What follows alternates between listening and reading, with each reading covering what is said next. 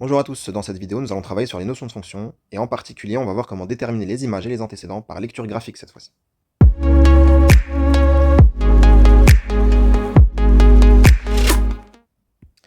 Alors dans cet exercice, on nous dit le graphique ci-compte représente une fonction f.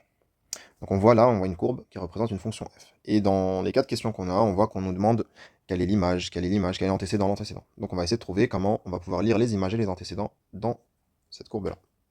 Alors déjà, on a deux axes. On a l'axe des abscisses et l'axe des ordonnées. Donc une fois qu'on a bien noté ça, on peut commencer. Donc on nous demande quelle est l'image de 6 par la fonction f. Alors, l'image de 6. Donc comment on va pouvoir déterminer l'image de 6? Donc si on nous demande de trouver l'image de 6, ça veut dire que 6 correspond à un antécédent, vu qu'on veut trouver son image.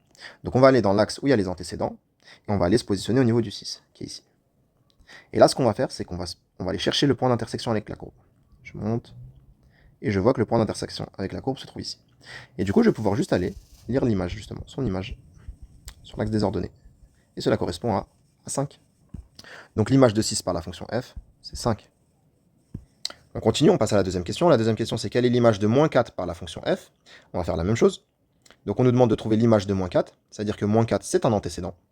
Donc on va aller dans les antécédents, on va aller au niveau du moins 4 qui est ici, et on va aller regarder le point d'intersection avec la courbe. On voit qu'il se trouve ici. Cela correspond à la valeur qui est entre 3 et 4. Et ça correspond à 3,5. Du coup, l'image de moins 4 par la fonction f, c'est 3,5.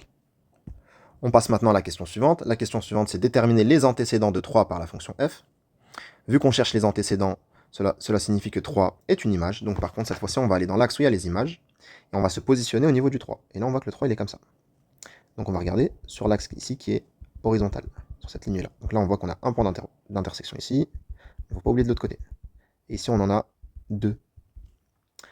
Ça correspond à combien? On va voir ensemble. Alors le premier est tout à gauche. On commence par celui-là. Si on descend, voilà. Alors, on voit qu'on est entre moins 4 et moins 4,5, entre les deux.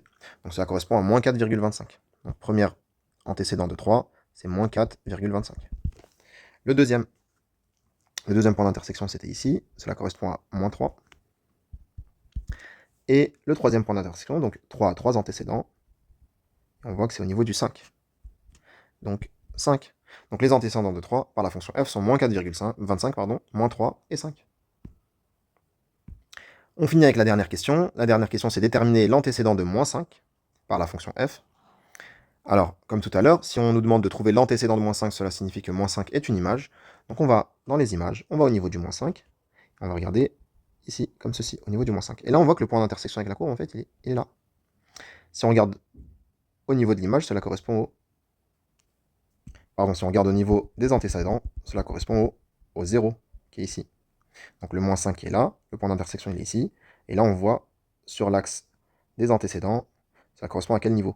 On voit que c'est au niveau du 0. Donc l'antécédent de moins 5 par la fonction f, c'est 0.